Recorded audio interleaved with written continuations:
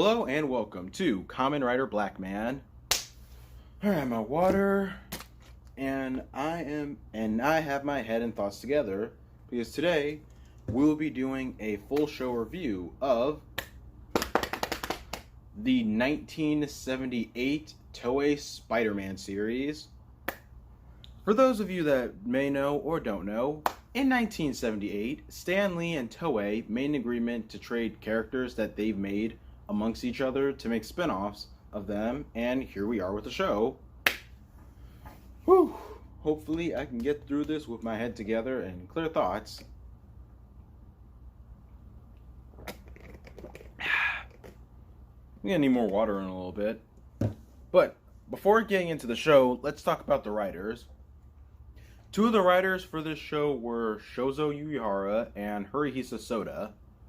And those guys they're not goats, but they're the pioneers of early tokusatsu, with Yuihara writing for Ultraman and Hirohisa Soda for Sentai, writing hit after hit, like for Changeman, Flashman, and one of his best works, in my opinion, Live Man. So seeing that these guys wrote for this show actually makes sense because of how Spider-Man got his powers. It sounds more like a common Showa era plot. Spider-Man, whose actual name is Takeya Yamashiro, finds his father, who just so happens to be a scientist, murdered by the villains of the show, the Iron Cross Army. And once their henchmen find him,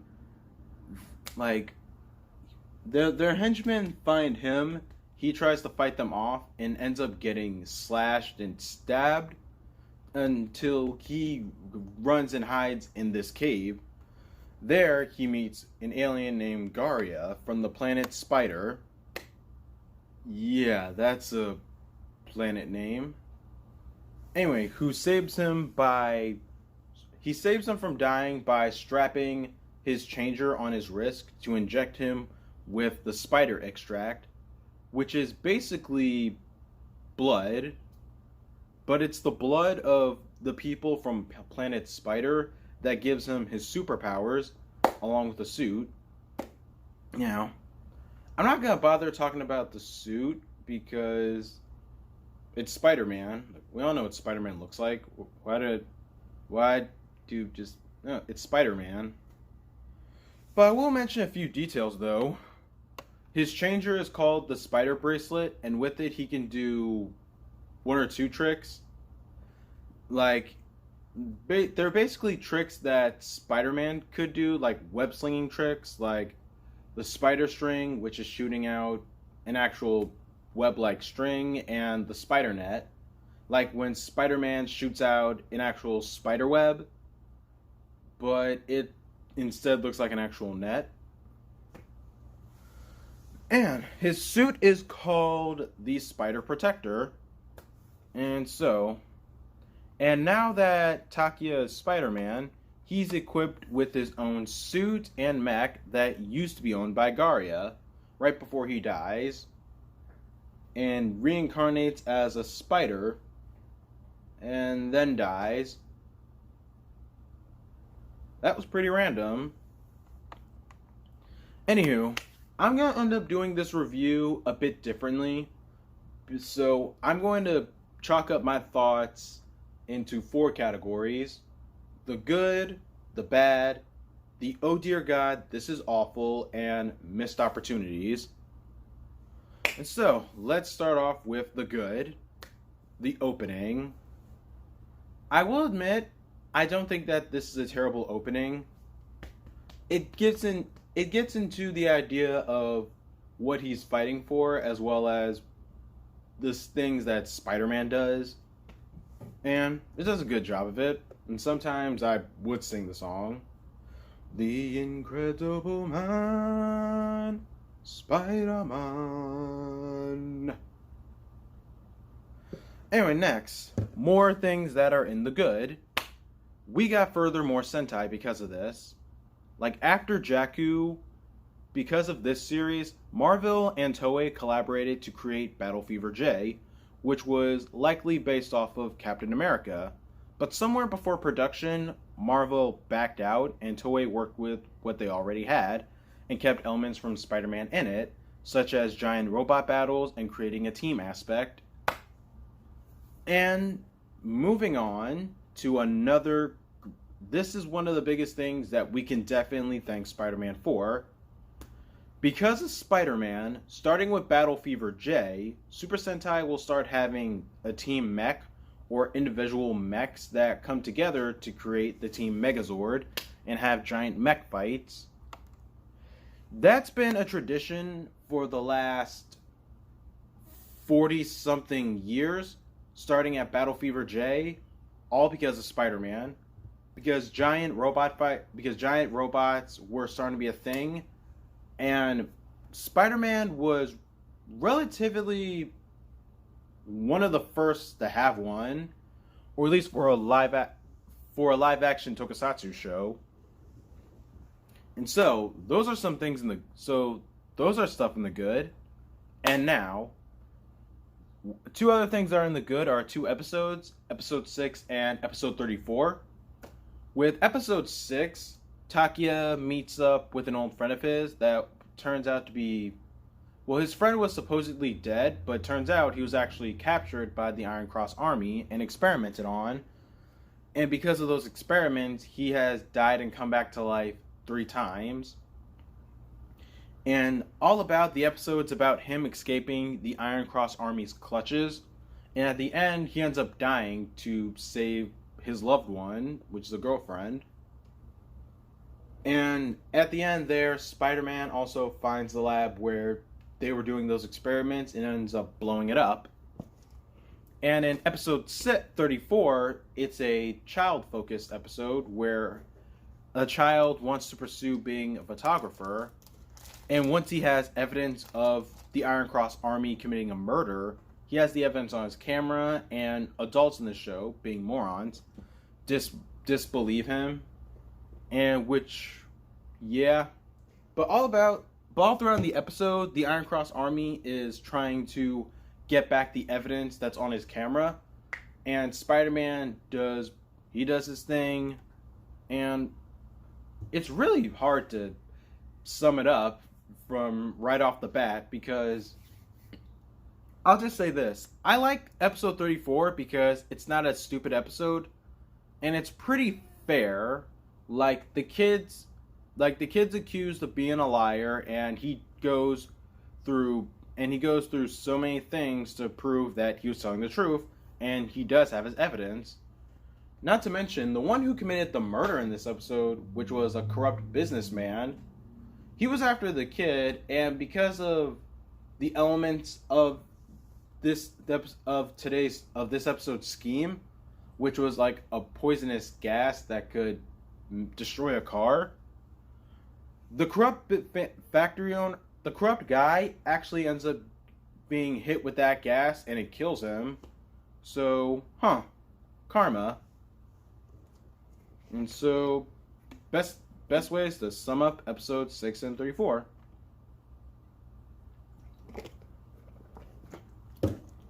And now on to the bad. I'm going to start off light and say I don't like the closing theme of the song. It's on the matter of execution, because I get the story that they're trying to say. Spider-Man now has to avenge his father and this person's planet that has fallen because of the Iron Cross Army. But it's just that it comes off so boring. It doesn't help the fact that the song is pretty monotone and the singing's atonal. It's just not good. Like, I get the gist of it, but it's just not good in my opinion. And now we're gonna stop being light and talk about stuff that I really find bad. Spider-Man's mech. A spaceship called the Marveler that once it transforms into a robot, it's called Leopardon. And I'm not a big fan of the mech at all. I don't even like it when it's a ship because it just looks so dull. Yeah, I know it's from 1978, but it still just looks so plain to me. Like, giant robots were still new and a thing back then, but I don't know. It's not that. It's definitely not because Leopardon doesn't hold up, because I have seen modern versions of it where it looks a bit sleeker, but I just don't like it. It's kind of dated, and in my opinion, it's pretty generic too. Also, this is just a curious question. Spider-Man is based off a spider, and the Marveler has like a tiger head on top. Why is that? Anywho, another thing that's in the bad, I don't like the fight choreography.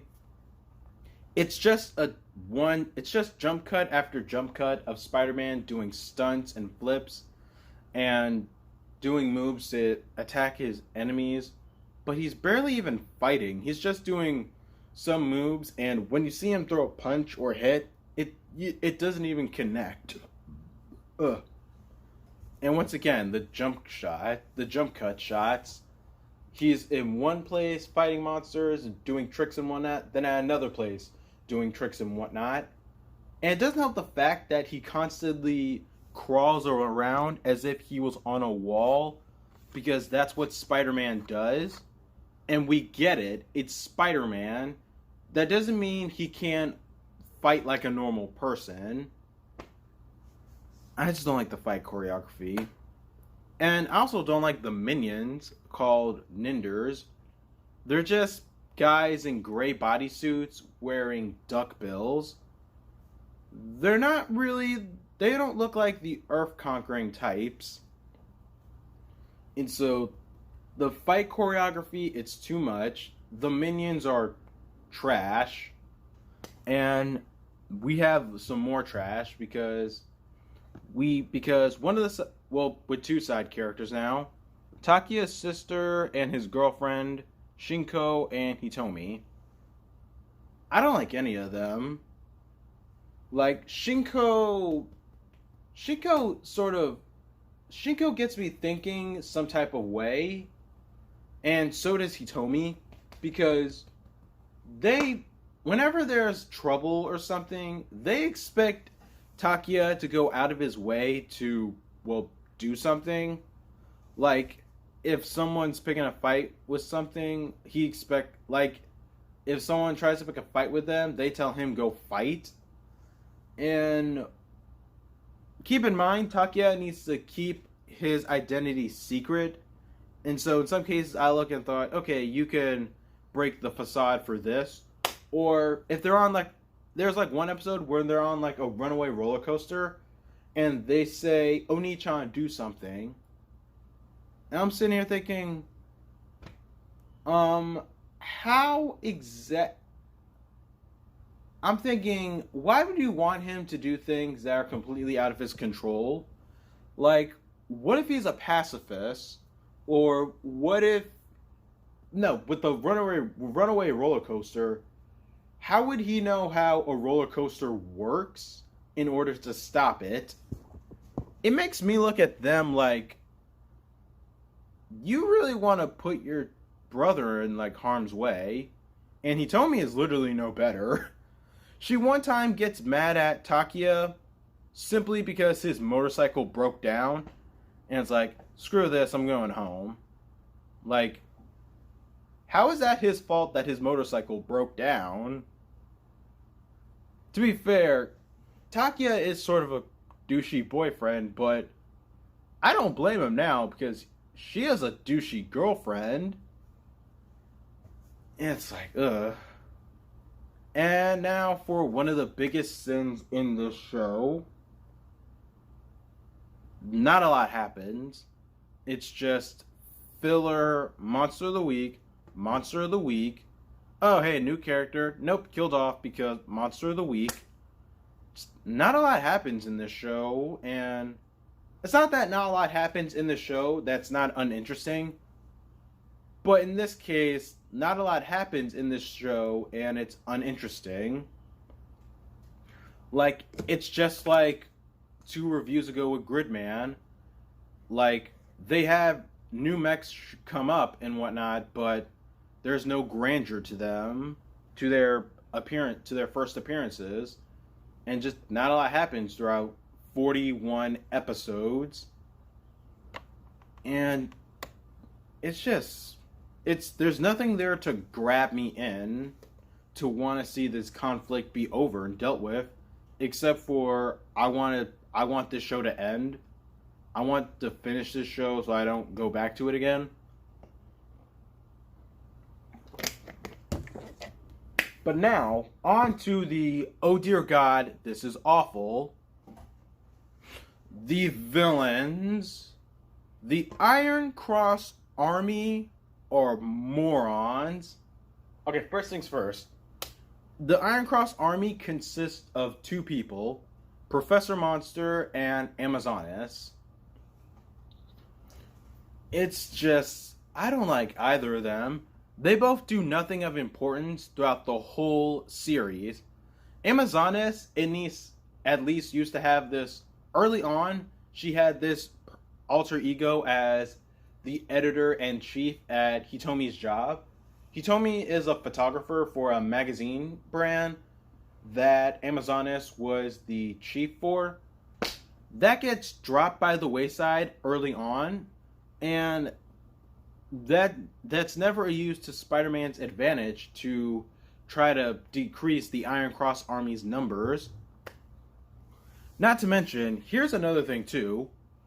Towards the 20s, this is where the show apparently starts to have a decline, because towards the 20s, their plans are less threatening and more petty and small in an actual sense. Like, these are people that want to destroy or take over the world, and they're committing like terrorist attacks. Like, I learned this back in KamenRider Black with the Gorgon Priests. While they did have threatening plans, they did also have plans that were considered terrorist attacks. Yeah, no world-conquering type of villains should do that and go that route, because it makes you just ask why. They want to take over the world. Why would they care if someone has this like jewel or you want to take over the world. Why do you want to kidnap a child that could possibly foresee your future? Just, the plans get petty and stupid and nonsensical. Oh, and Amazonas gets a new look too. She starts off in like this type of, having her natural hair in a not so revealing unitard. And once we hit the 20s, she starts wearing a red wig with a crown on it and a metallic white sort of lingerie. And not to mention, in the red wig, she switches back and forth with like another wig that keeps the crown on it. And why? First of all, her first look wasn't so bad. I would have preferred if they kept her first original outfit, but with that red wig and that whole setup, she looks like the Wendy's girl dressing up as Wonder Woman for Halloween. And no, unless you want to serve me your spicy chicken nuggets and sea salt cut fries, Amazonas, no. Like, the villains are just... And Professor Monster is no better, because he does nothing throughout the entire time. Not to mention... Oh, crap. Here's another big thing about the villains, too. Like, they assume that Takia is Spider-Man because they killed his father, and so they assume that he must want revenge against them. Either he plays his facade that well, or these guys are total morons, because they fall for it almost every time.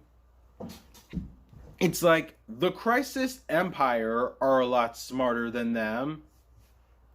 Heck, they never not once bothered to freaking kidnap one of his loved ones and hold a gun up to their head and say, transform into Spider-Man right now or they'll die. Their plans are just convoluted. Like, one time, no, this is at the very last episode, they break into Takia's house and attack him because Amazonas still thinks that he's Spider-Man. And for once, the plan succeeds, like, a bit later in the show, but it's way too late now because it's the very last episode. Like, you blew your chances way back, and I mean way back, where you could have pulled this off earlier, and maybe more could have come from it. Ugh.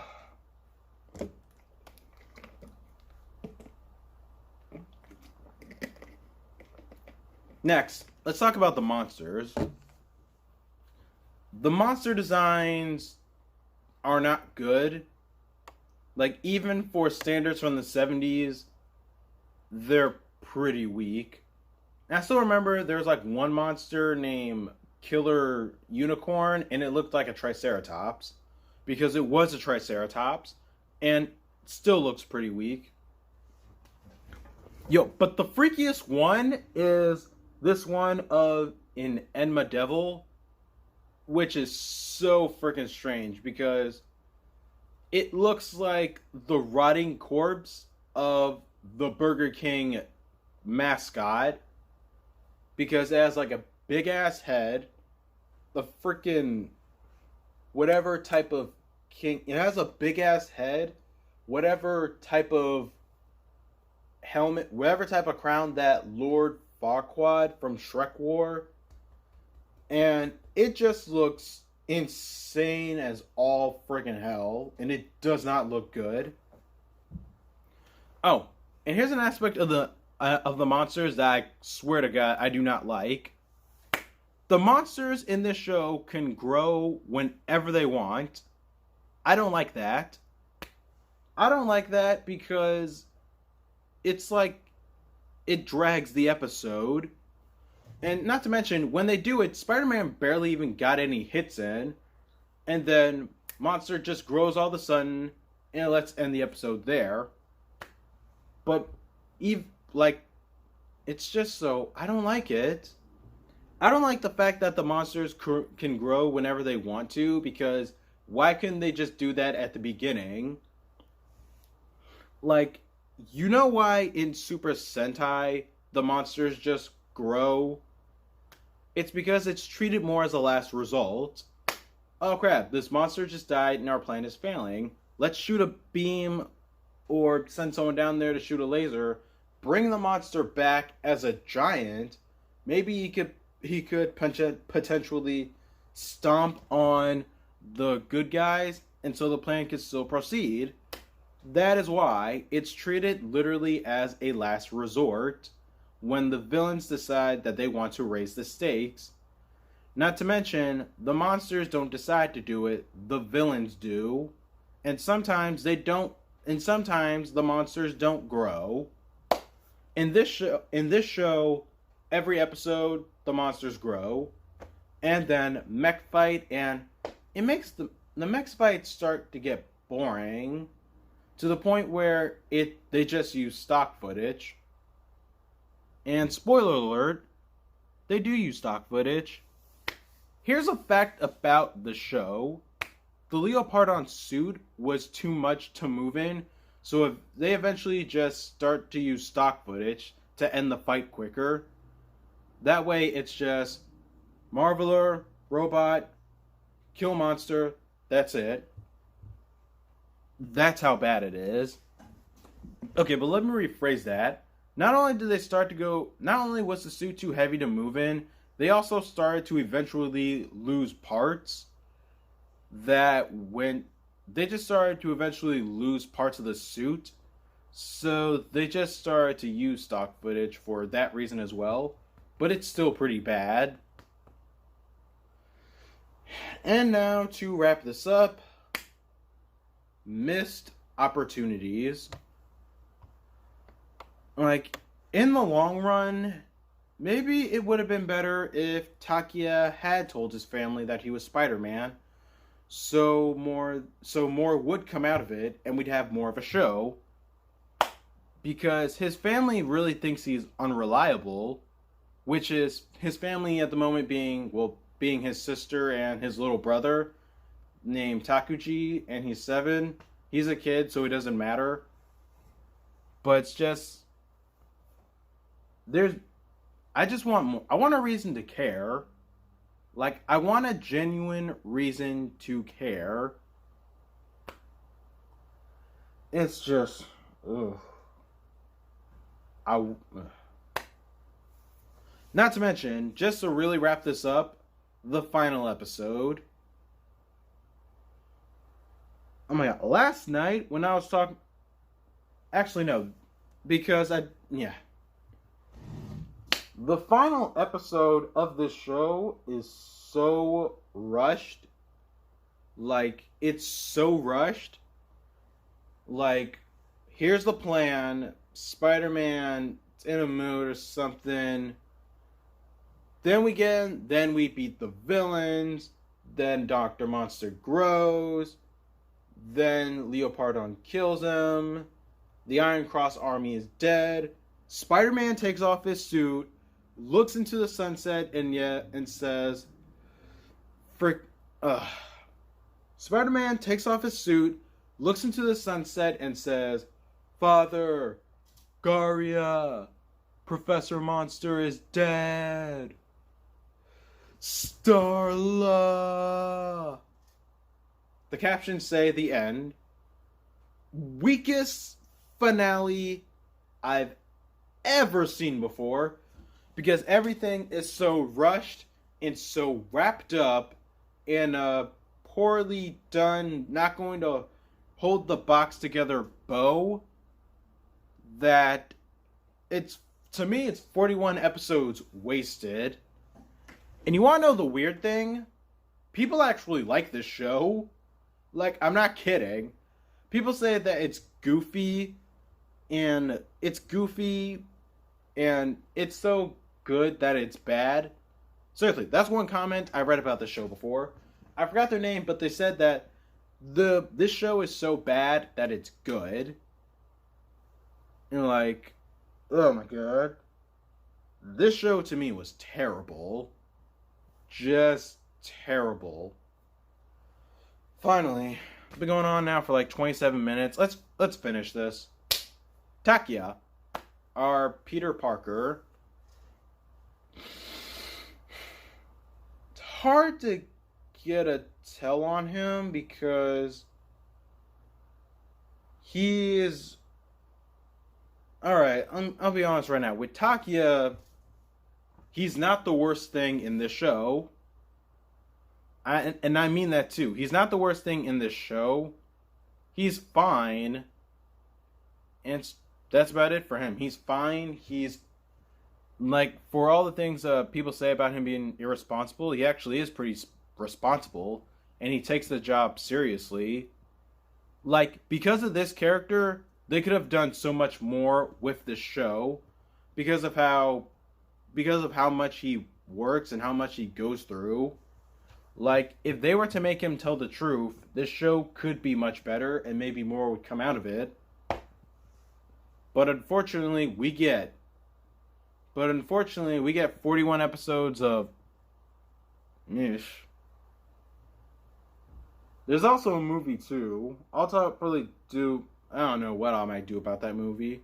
But that has been my thoughts on the Toei Spider-Man series. What do you guys think of it?